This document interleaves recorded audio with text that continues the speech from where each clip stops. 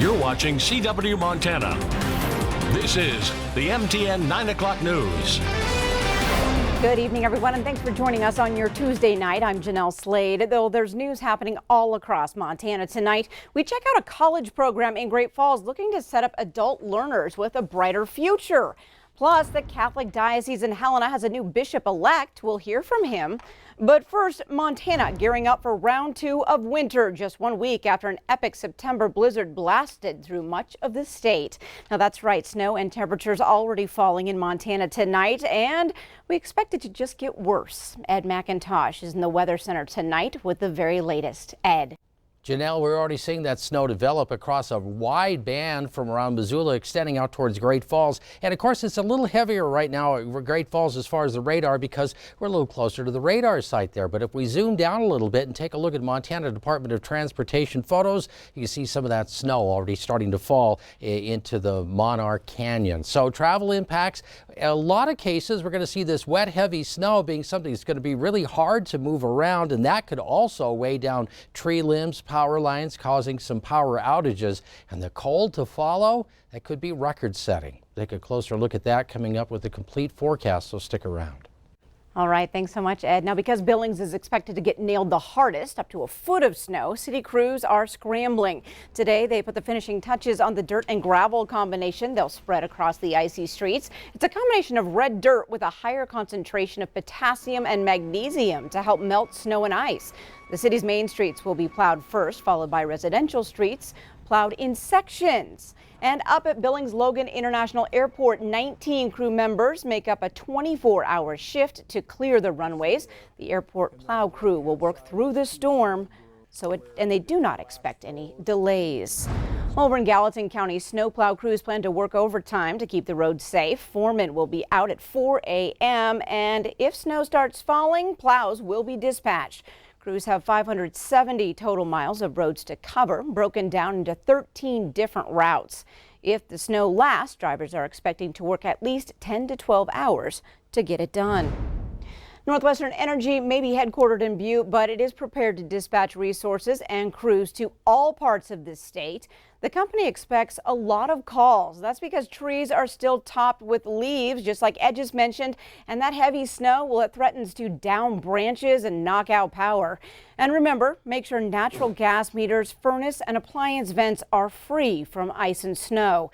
Also, you can also fill up your bathtub and spare containers with water. And lastly, have a flashlight and fresh batteries on hand. Well, with snow and lower temperatures on tap, automotive experts recommending getting those snow tires on. The benefits of snow tires: better traction and more reliable stopping ability in this winter weather. Snow tires may not last as long as normal tires, but tire shops say the trade-off is worth it. It's recommended that you get all 4 tires changed instead of just 2. A new Kalispell ordinance, which allows authorities to fine people sleeping in their vehicles, is filling up a local homeless shelter. The Samaritan House can house a maximum of 65 people, but is hoping to expand. With traditional housing and job placement resources there, the goal is to shelter anyone who needs a roof over their heads. Unfortunately, as temperatures drop, those who are homeless can die from the extreme weather. Kalispell City Council did approve attaching a fine to somebody sleeping in an RV or a vehicle on the byways, public byways. So at this point, Samaritan House is really leaning for increasing our capacity in any possible way. And a Flathead County judge determines each fine depending on circumstances.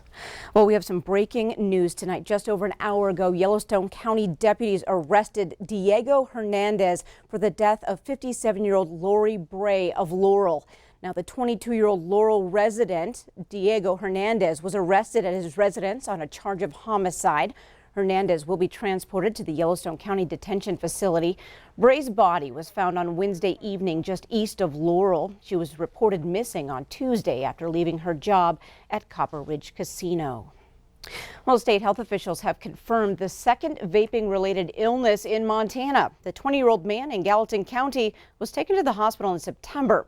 Now, the man has a history of vaping nicotine, THC, and flavor-containing products. He is now at home and recovering. Now, the first confirmed case was just over 2 weeks ago in Yellowstone County. Governor Steve Bullock today joins other states across the country and will place an emergency ban on flavored vaping products. MTN's Kagi Boulevard talked with health experts and a vape shop owner to find out what that means. These vapes out there really carry some pretty serious health risks. According to Health Officer Matt Kelly at the Gallatin City County Health Department, we now have a front door example. It's kind of the Wild West out there in terms of vapes. Anybody can sell them, anybody can make them. As of this month, Kelly adds there are over 1,000 confirmed and probable cases of vaping-associated pulmonary illness related to e-cigarettes. 2 now in Montana, 1 in Yellowstone County, the other in Gallatin County, prompting a response from Governor Steve Bullock. Young Montanans are using e-cigarettes at an alarming rate. Today I choose action. The emergency rules impact all flavored vaping and e-cigarette products, both sold online and in stores. 120 days. It puts all of those shops out of business. We met Ron Marshall at his Bozeman vape shop, Freedom Vapes, in September. Today, we caught up with them on the road. Now, he and his wife are concerned. You're banning flavored nicotine vaping products because of an illegal substance on the street. Doesn't make any sense. The Marshalls who run the business here out of Bozeman say that this will almost certainly mean their open signs will have to go off. People who have risked everything to open these shops to help adults quit smoking are now going to be on the unemployment line. According to the ban, anyone who would violate the rules could be charged with a misdemeanor. Kelly says with kids sneaking the habit, the issues are real. As for the Marshalls, they ask at what cost. You only get one set of lungs, and you should take care of them. Well, we're filing lawsuits. There will be less lawsuits. Attorneys have already been contacted. You cannot blame one thing on another. In Bozeman, Kagi Boulevard, MTN News. All right, thanks so much, Cody. Now, again, that ban will go into effect on October 22nd. That's 2 weeks from today. It will last for 120 days. That's the longest allowed by law.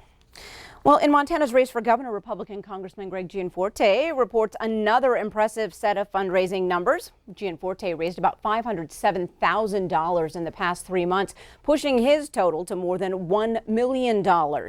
The second highest candidate, Republican Attorney General Tim Fox, has raised about $470,000. And the top Democratic fundraising candidate so far, Lieutenant Governor Mike Cooney, who's raised about $250,000 since early July. Now, Montana's current governor, Steve Bullock, recently announced his latest fundraising numbers for his Democratic presidential bid. He has surpassed $4 million. Close to $2.3 million of that in the last 3 months. Now, the leaders in the race pulling down much bigger numbers. U.S. Senators Bernie Sanders and Elizabeth Warren report raising about $25 million each, and former Vice President Joe Biden about $15 million.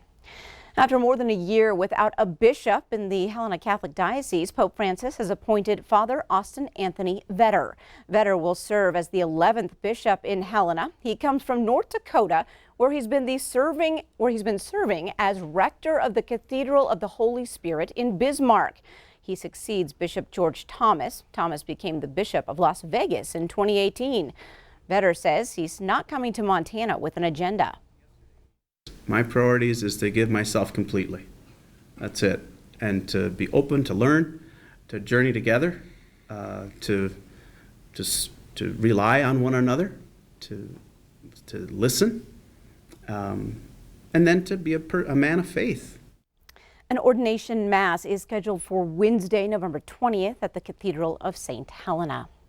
Well, Hart Butte canceled its volleyball game against Valier last night after a controversial Indigenous-themed video was posted during the rivals' homecoming festivities. We reported yesterday that the video shows a female student wearing a red skirt, a well-known symbol of the missing and murdered Indigenous women movement, laying on the ground. Now, some people affiliated with Hart Butte High School took offense and interpreted the video as an attack on its Indigenous people. Valier school officials say they are investigating and take all concerns seriously. Well, some big changes are on the way for one of the busiest streets in Bozeman. The city hopes to address problems on Kagi Boulevard by replacing the pedestrian crossways with a tunnel. All of the pedestrian traffic going to and from Montana State is leading to traffic backup.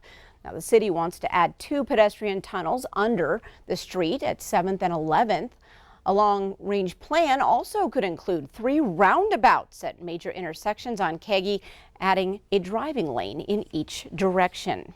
Now, construction on Kagi Boulevard, this project is expected to begin in 2024.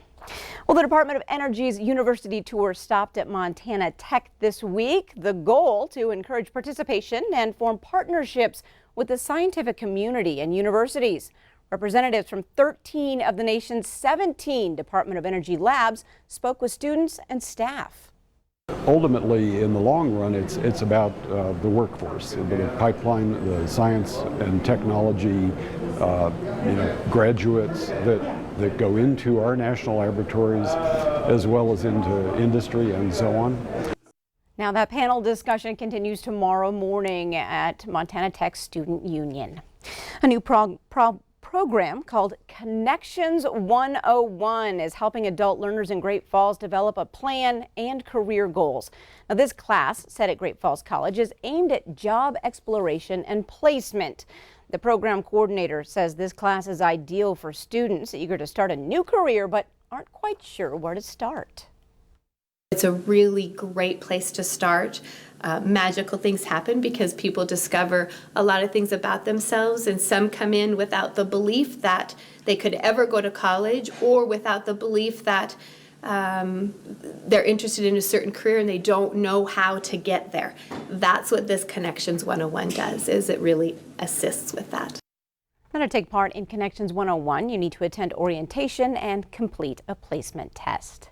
Well, still to come on the statewide MTN News at 9, new hope for patients battling Parkinson's disease, and it happens to be right here in Montana. We'll have that story after the snowy statewide forecast. We'll be right back.